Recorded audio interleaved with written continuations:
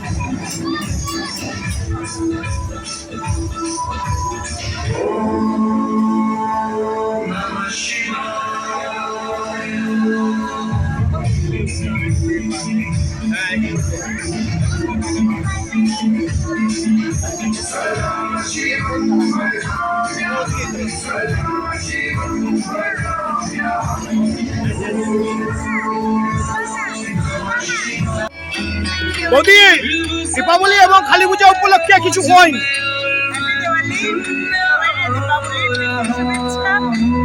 এখন আমরা সবাই ঘুরতে বেরিয়েছি, রাস্তা মলের জন্য এসে পৌঁছেছি।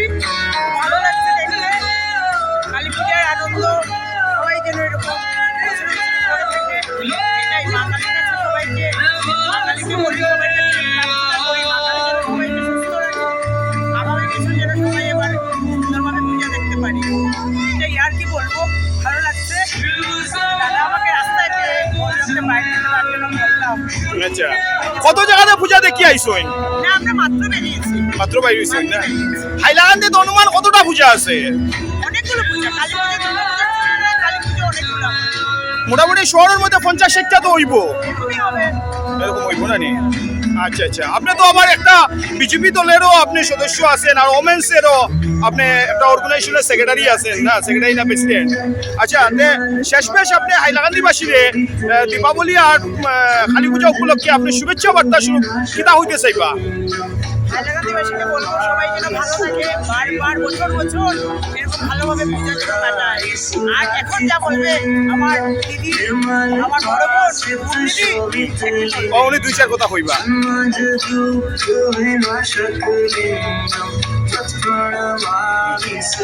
পঞ্চায়েত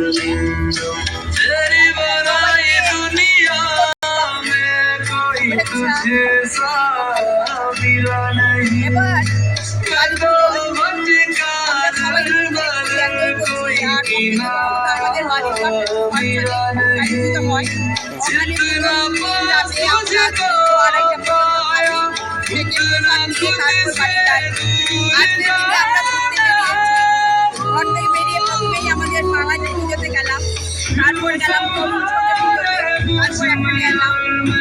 তো মার কাছে একটাই প্রার্থনা, মা যেন সবাইকে মঙ্গল করেন, সবার মঙ্গল করেন, সবাইকে ভালো রাখেন, সবাই যেন ভালোভাবে থাকতে পারে, এটাই আমার।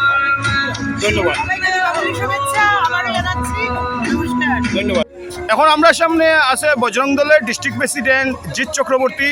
তো জিদ্দায় দীপাবলি এবং কালী পূজা এবং হিন্দু সমাজের বিষয়ে কিছু কইবা।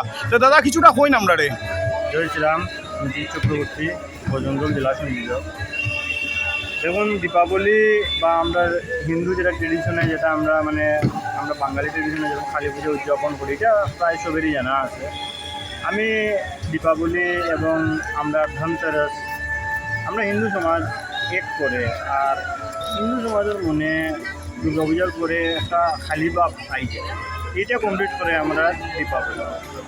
যদিও আমরা হিন্দু সমাজও অনেকগুলো অকেশন আছে, কিন্তু আমরা দীপাবলিরে আমরা এটা নিজের মনের দিক থেকে একটা উদযাপন করলেই করি, আমরা মনোর অন্ধ কাটে দীপাবলি মিটে। হিন্দু সমাজের মনে দীপাবলির পরে একটা নতুন উদ্যম আছে, আর যে উদ্যমটা আমরা পুরা সামনের বছর কমপ্লিট হল, শারদ যেটা উৎসব, আমরা শারদীয় যেটা উৎসব, এটা আমরা বাঙালির মনে পুরা বছর কাজ করে, পুরা বছর আমরা বাঙালির মনে ঠিক রাখে শারদ উৎসব।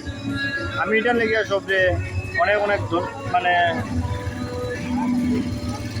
এটার লেগে আমি সবচেয়ে অনেক অনেক কংগ্রেচুলেশন দিতে চাইলাম, যাতে আমরা এবারের যেটা পূজা যেটা খুব শান্তিপূর্ণভাবে থাকবে। আর আমরা আস্থা শারদ উৎসব উদযাপনের আগে পরে কোনো বাজে ঘটনা আমরা শুনতে পারছি না, মানে শুনতে পাইছি। এটার লেগে সবচেয়ে আমি কংগ্রেচুলেশন দিই। আর আমি হিন্দু সমাজটা কইতে চাইলাম যে হিন্দু সমাজ এইগুলো উৎসব যেগুলো প্রিজার্ভ করাটা আমরা দায়িত্ব করি। এই উৎসবগুলোর প্রিজার্ভ করে রাখলে আমরা নেক্সট জেনারেশন যারা আইব তারা এই উৎসবগুলো উপভোগ করতে পারবে।